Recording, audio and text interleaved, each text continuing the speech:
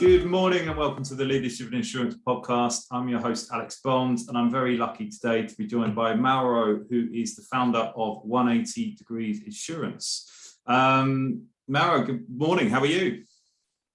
Hi, very cold here in Brazil, which is a bit weird for us, but everything is good. Thank you for having me here, Alex.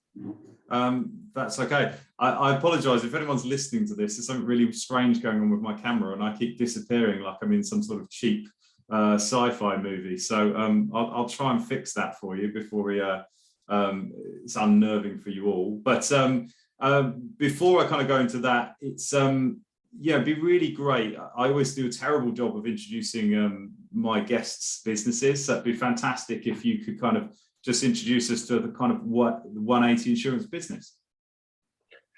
Perfect. So I'll give a quick intro and let me know if you have any additional questions. But basically, here in Brazil, we have a large insurance sector because it's a big country, 220 million people, but it's very underpenetrated. So it's, it's far from its potential. So when you compare it to even other emerging countries in Latin America, insurance penetration is very low. So there's a big opportunity.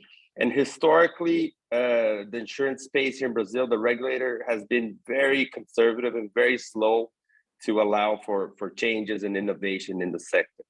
But this has been changing, and it started maybe 3 years ago. And so looking at this, changing regulatory environment, I thought, and I was in the financial fintech industry where something similar happened. And I was like, wow, there's a big opportunity here. So I was in the fintech space. I was working at Nubank at the time. I was an early employee together with Franco, who's the other co-founder. And we got together with Alex, was the head of insurance at Santander, to see what the opportunity was. And because insurance in Brazil is so underpenetrated, and our thesis here at 180 is that the direct-to-consumer route, based on the stage where the market is not the best strategy to scale. It's expensive. People don't know about insurance. They're not educated. They're not used to it. It's not part of their daily life. We're talking recently with a friend in Germany. You buy a scooter, you need to get out of the store having insurance against third party. Here in Brazil, 10% of people have home insurance. So it's a completely different scenario. And when I tell my friends, like, hey, do you have insurance for your house? And they're like, how much does it cost? I tell them 300 reais. And they're like, is that monthly or annually? So like people have no clue.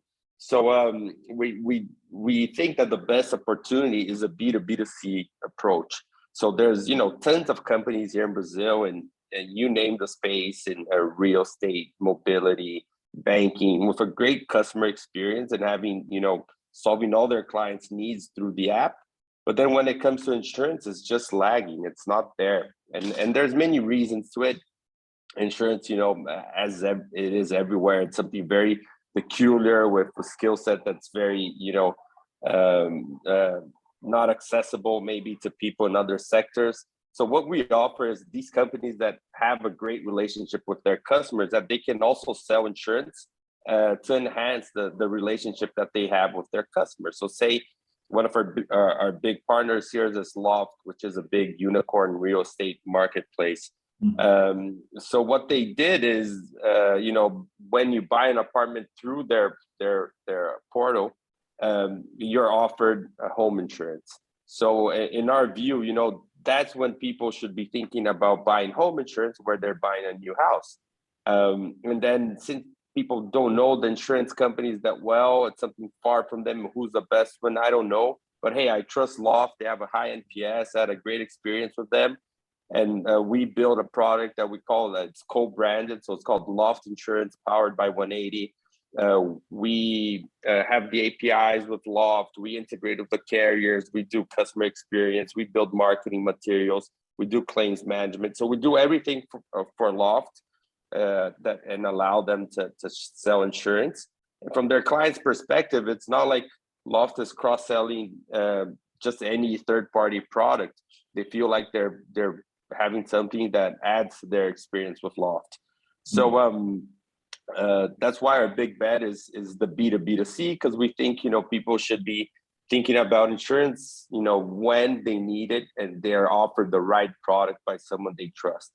And so that's our big bet here. And we basically have two kinds of clients, largely speaking. One are the retailers that historically they sell, extended warranty, lender's insurance, home insurance. They're good at selling, but now their business more and more focused to online. COVID accelerated this, obviously, and now they're feeling that they don't have the right tools or the right product to have a good experience online. So we have a bunch of, I'd say, like traditional retailers that are converting and modernizing their products.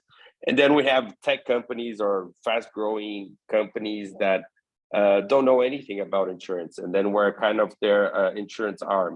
So we do what we call is insurance as a service, that you want to sell insurance, come to us and we'll help you in every step of the journey so you can sell insurance to your customers.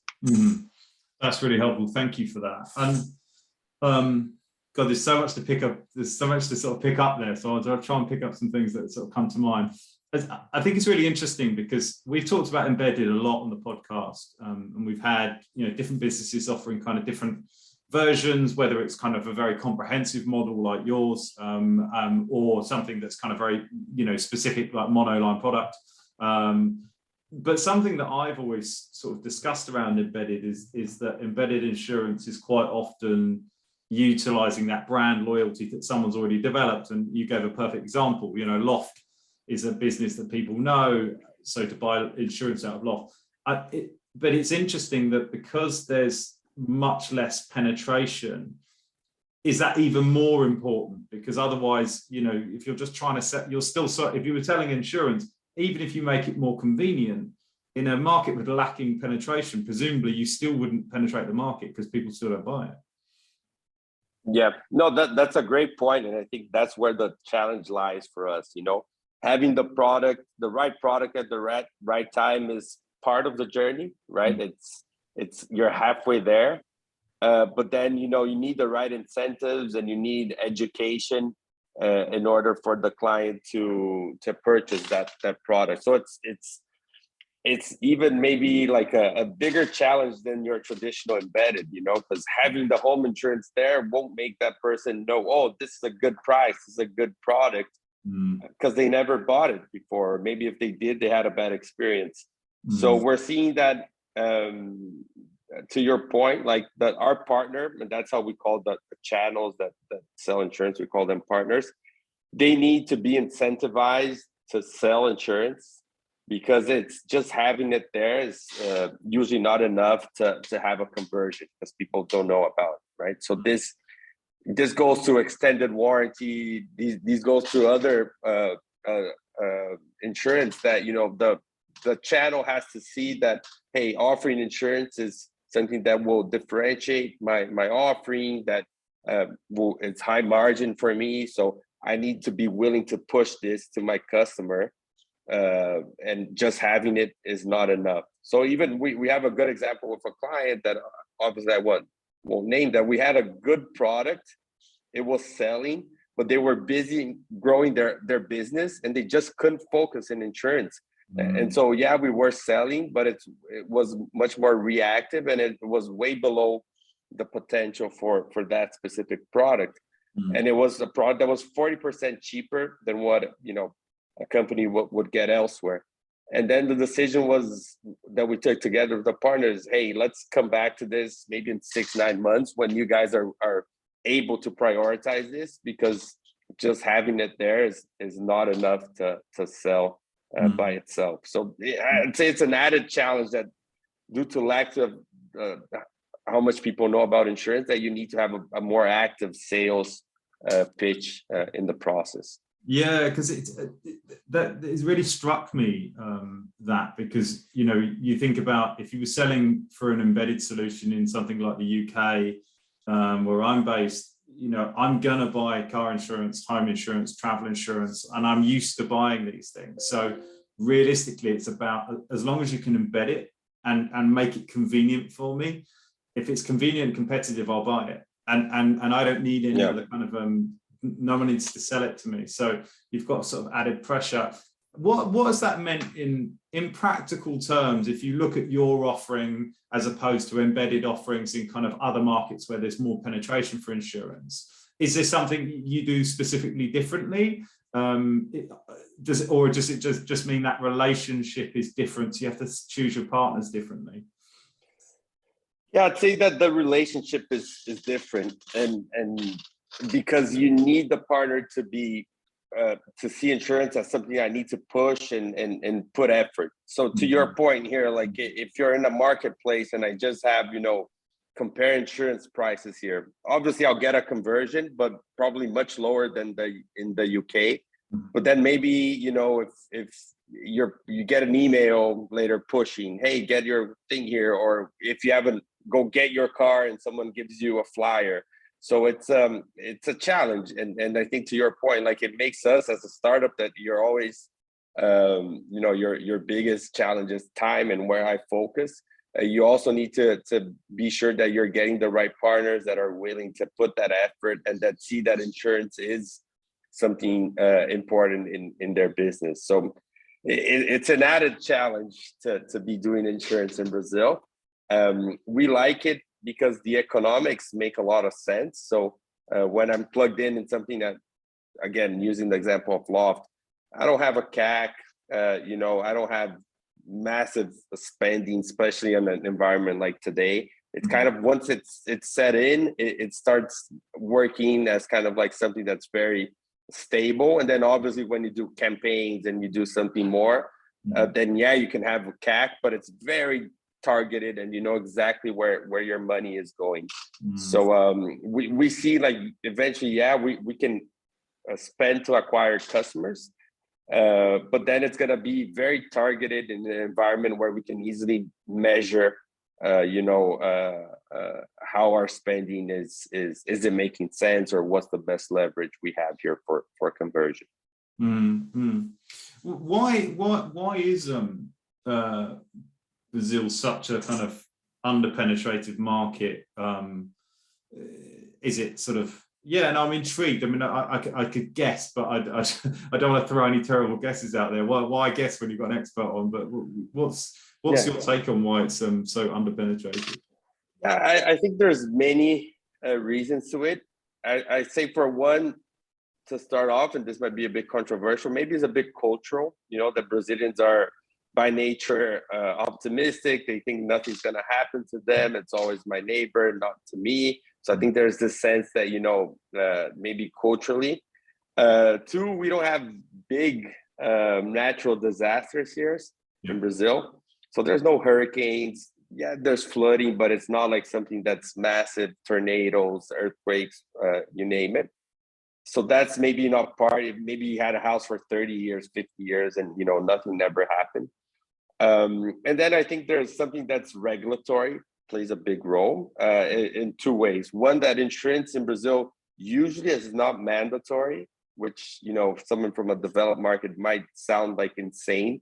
So I'm sure that if you open a restaurant here in São Paulo, I would doubt that there's a checklist of the insurance that maybe your landlord or even that you should have to open a restaurant. And I know, for instance, in New York, if you're opening a restaurant, getting the right insurance is a big part of your worries when you're opening. Car insurance in Brazil is not mandatory.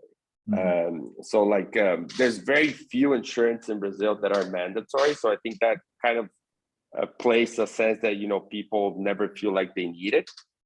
And then something that I mentioned in the beginning is the regulator in Brazil. Here you have a regulator for the financial markets, which is the central bank, and you have SUSEP, which is for the insurance sector. So the central bank historically has been a more independent, less politicized regulatory body, and it's done a great job in the last 10 years of setting a new framework and allowing for fintechs to come in. And now Brazil's a really good case of how fintechs have entered the market in a regulated way. And then the SUSEP, on the other hand, was historically more political. So it was usually a something that was politically appointed to head SUSEP. So maybe a lot of interests come into play. And from 3-4 years ago, this changed when they put a new superintendent. She has left already, but she kind of did, hey guys, this is a new era. We need to shake things up. We need to make it easier for new entrants. So it was kind of impossible to get a carrier license in Brazil prior to 3 years ago. So very few companies here, very concentrated. The big multinationals, Zurich, Tokyo, you name it, are the big ones here in Brazil.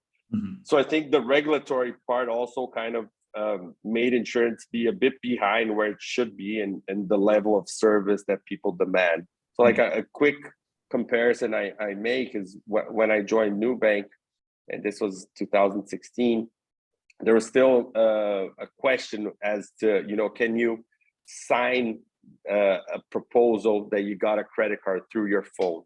Like that was something that was being done for the first time. That was 2015, 16. Just last year, SUSEP put this normative out, taking that risk out of insurance, saying that, yeah, you can there's a whole set of rules of how you can get someone to sign electronically and purchase insurance online. So we're talking, something that happened in 2016, happening 2021 in insurance. So, it's at least 5 years behind. So I think that's my quick take, I think, on why insurance is behind where it should be. And again, even if you get some types of insurance and compare it to Colombia, Mexico, Chile, like Brazil is still behind these countries. So it's not like we're benchmarking against a developed country like the UK or the US. Even if you look at countries that are in our socioeconomic level, we're still lagging. But I think that creates a massive opportunity, right? So when you look at studies that look at the insurance protection gap in Brazil, and it's basically, they say that the sector should be double the size it is today. So insurance in Brazil, the last 10 years has been growing at a CAGR of 10%. And we've gone through, 3-4 crises, recessions, change in government, everything.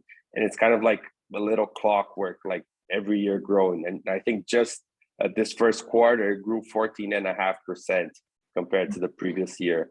So the fact that we're behind and now the regulator is opening up creates this massive opportunity that you don't necessarily need to go and steal someone's clients. There's this whole untapped market of people that maybe never purchased insurance or didn't have a good experience that now you can go after.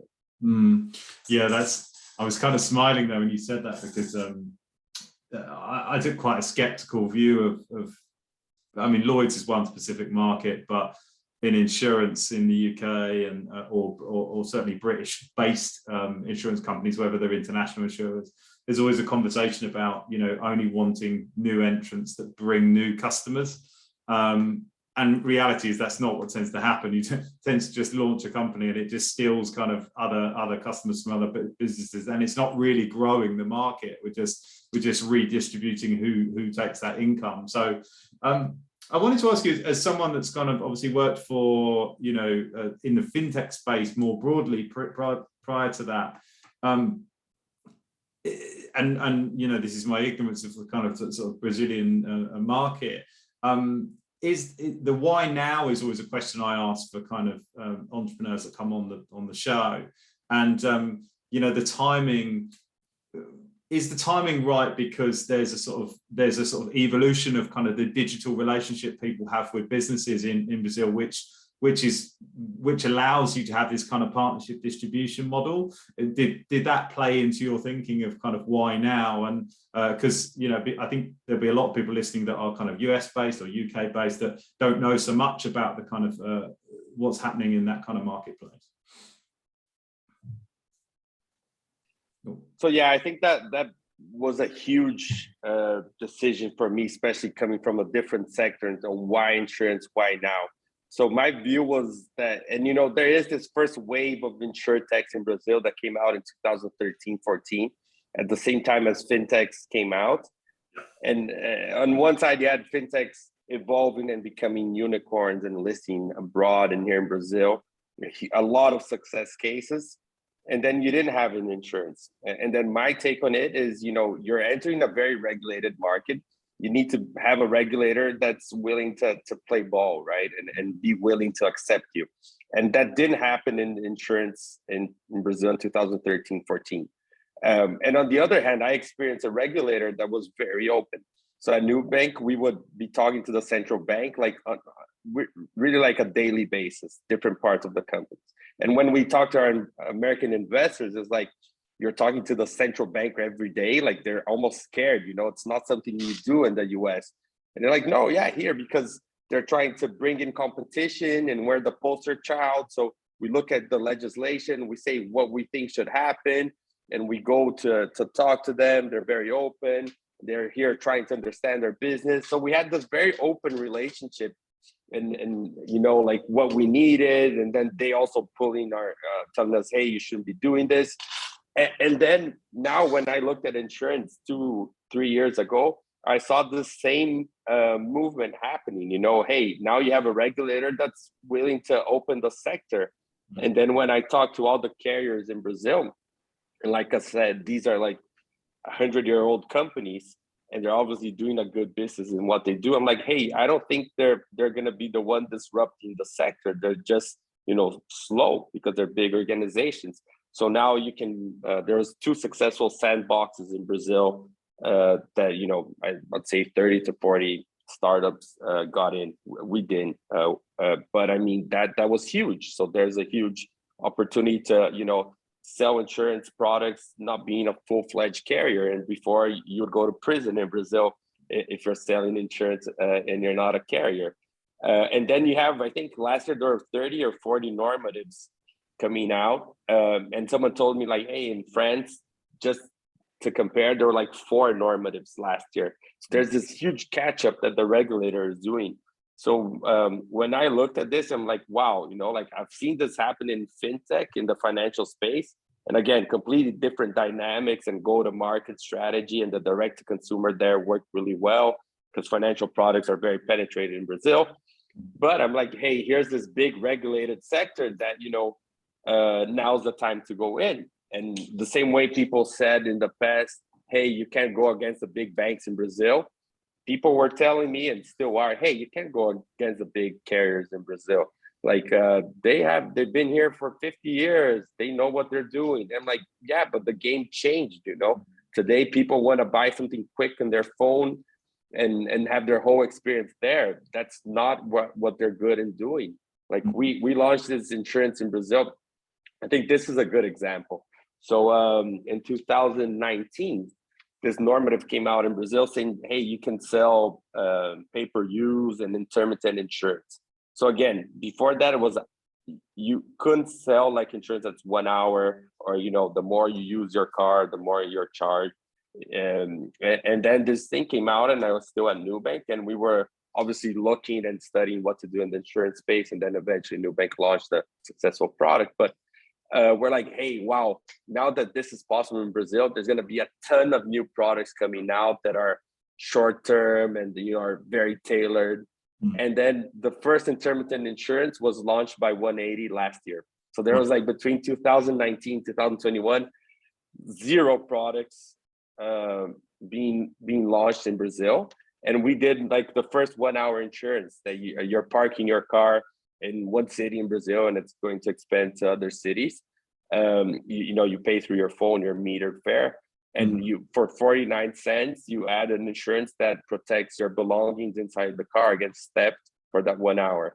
So for us, like that's how people should think about insurance. Like this partner came up to us and said, hey, number one reason people don't park on the street is they feel that someone's gonna, break the window of their car, steal their belongings. We're like, hey, this insurance exists, but today is a weekly policy. No one wants to buy. They want to buy when they park their car. Hey, let's work with a carrier, and we did this pilot insurance that park your car for 1 hour, 49 cents, which is nothing. Insure your belongings, and so we use this kind of as our poster child. Like, hey, Brazilians, this is how you should be thinking about insurance. You know, you're parking your car on the street, 49 cents, get your insurance, you have a claims, there's a button in the app, like I have a problem. You click on it, it opens up our WhatsApp, and you have customer service ready to service you and do your claims and take your questions. And this is how people should see insurance, and not something that, you know, it's complicated and it's like one size fits all. So I mean, we're very happy with this product, and we think this is like the type of experience that people have in other sectors digitally, and they should be having with insurance. Yeah, there's a couple of things that I think are interesting about that particular product, because one, that's a product that is, you know, it's unique to Brazil. It's unique to the Brazilian market. There's a need for that. Like if I was parking my car, like my car's going to be insured. But interesting to hear you say that lots of people just don't have insurance because it's not mandated, it's not regulated. So it's really interesting how attractive that is as a non-mandated market. I'm interested to kind of, you know, the sort of geographic kind of how specific the kind of insurances need to be. And it seems like you guys have got to be really creative about where, you know, to kind of increase and help with that penetration. Is it usually, do your partners approach you? Are you approaching them? And when you approach them, do you have a sort of specific way that you want it to work in mind? And I wondered about how that kind of partnership works when it comes to sort of creating the product. Yeah, no, that's a great question. And today we had to kind of funnel the types of products that we want to focus. And our big challenge today, Alex, is like, are we focusing on the right products and with the right partners? Because demand, we're like swamped of demand from companies saying, hey, I want to sell this. Hey, I want to sell that. And then we need to think, hey, is what I'm making for Alex, is that scalable to other clients? Should I prioritize this? So today I'd say that we have more demand than we can handle in terms of like companies willing to work with us and sell insurance. And then our great or our big challengers are we saying yes to the right products and right partners for us to get scale? So I'd say that like we still don't have like our sales machine 100% working to say, hey, I'm confident that we're onboarding the right clients and the right method and that this is scalable. But that's where we are right now. So where we're focusing is particularly on home insurance, life insurance, and then some types of insurance that are sold by retailers. So this is like, today we're narrowing, and we always question ourselves, is 3 still too much? I should be doing only 1, but 3 is what we've settled as our priority. So what we do today is I'm doing, let's say, this life product that's very simple for, you know, Brazilians, lower social income to start buying life products. That we want to bring something that's more transactional. So there's telemedicine together with your life insurance. So this product is one that we're going to launch with one specific client. And then we're saying like, hey, if this working or making this better, there's like tons of partners that we could add on to sell this product. So we're right at this stage that we're testing with larger products, with larger partners, products that we think that we can replicate and scale with many different partners. Yeah, I was going to say, you've opened the treasure trove of opportunity to people. So you must have all these kind of different ideas. So yeah, I can see how you've got to have a repeatable kind of product that you can sell. I wanted to ask you about, so you raised, very famously, it was the largest seed round for an insurtech in Latin America. Does that put some added pressure? Like how do you deal with that? No, I mean, we did that big seed, and then we raised $31 million beginning of this year. Perfect timing. But you know, great power comes great responsibility, right? So I mean, there's sense from investors, and that we share here is like, hey, we're really ambitious because the opportunity here is really big, and we're well positioned. So like I said, the incumbents, do a great job in the traditional bank assurance offline broker model. And maybe that's something we don't want to disrupt, but hey, now people, I think in Brazil, spend an average 10 hours a day on their phone. There's a lot of penetration of smartphone. Like, this is where people are looking to buy things now. This is where they want to have experience. And that's where we want to be well positioned. So we have already 65 people here at 180. You have 20 plus programmers, top notch, a very senior team.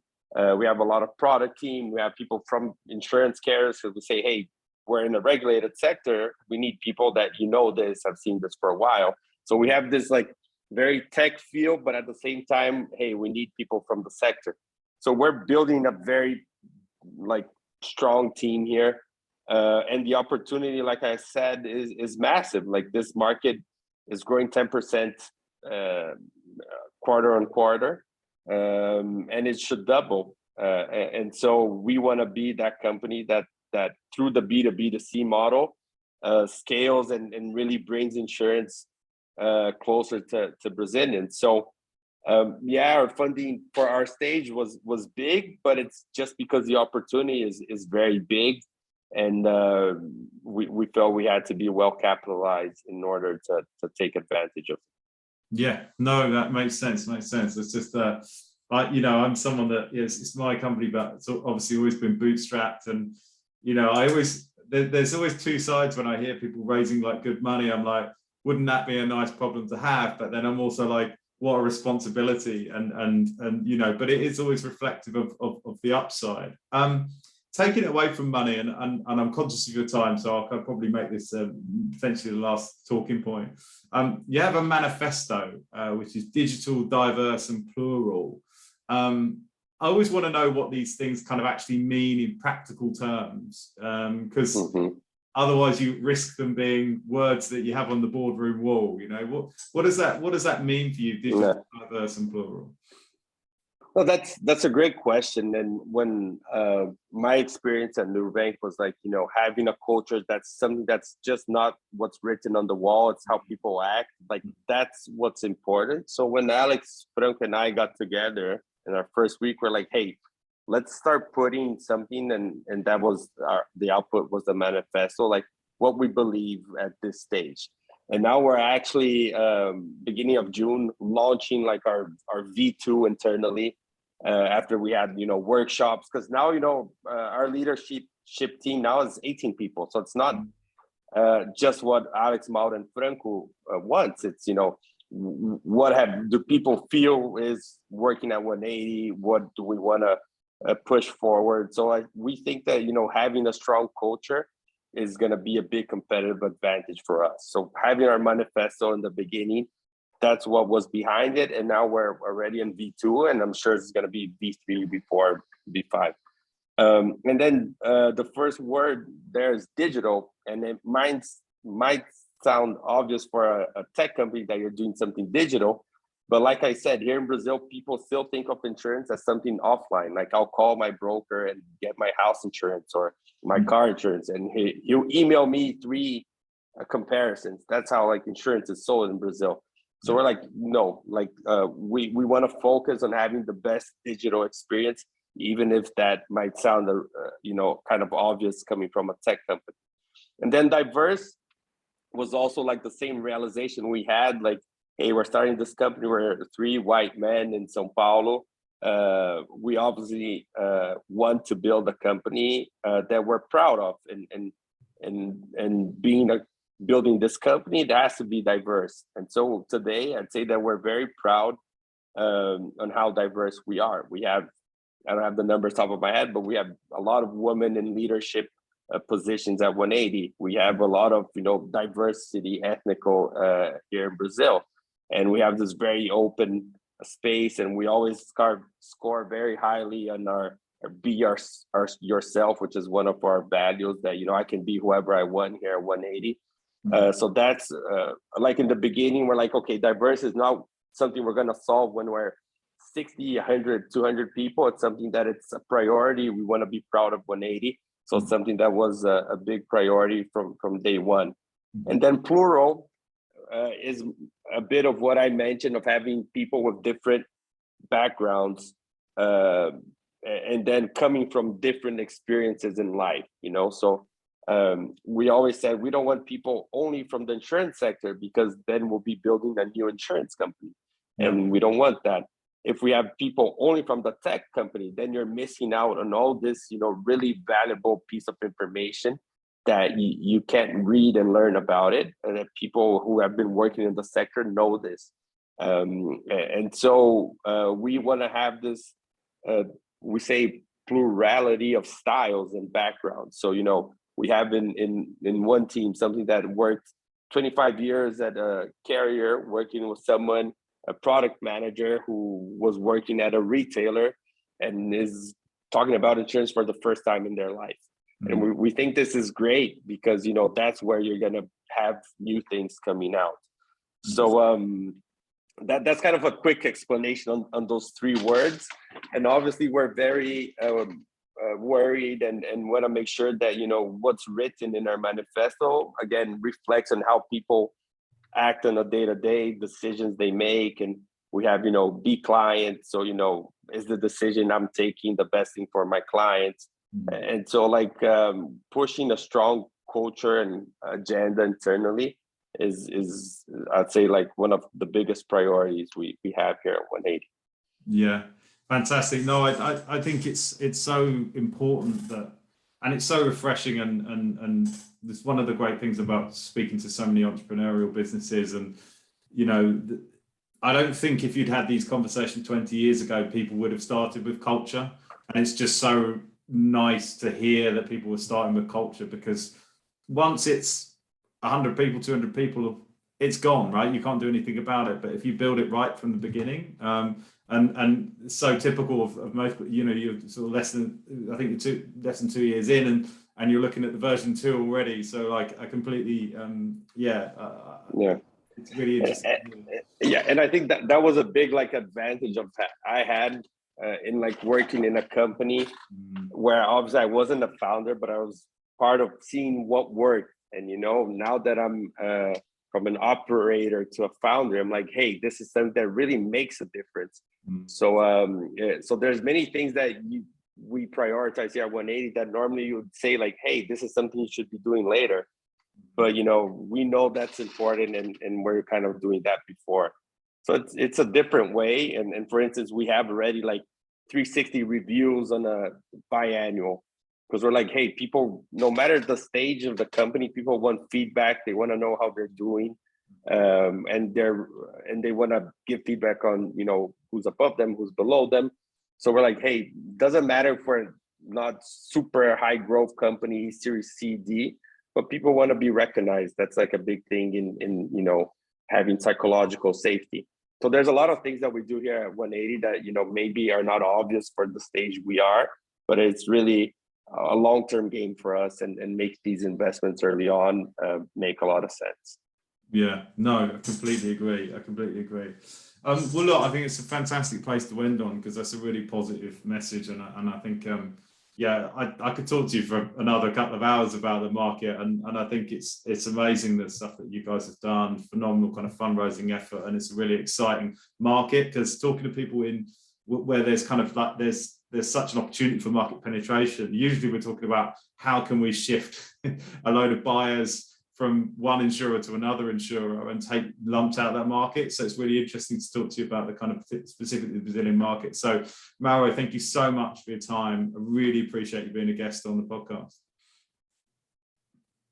Thank you for having me here, Alex. I know that talking about insurance in Brazil is not something that's top of mind for you guys, so really appreciate the space. I'm here if in the future you want to talk more, dig deeper. It'd be a pleasure. And again, thank you very much for having me here. You're welcome. Now I'm just going to try and find an excuse to come out so we can have a beer. Yeah, and if you ever come to Brazil, don't come this week because it's super cold. Come in our summer, which is December, and definitely grab a beer. Awesome. Will do. Thank you very much. Appreciate your time.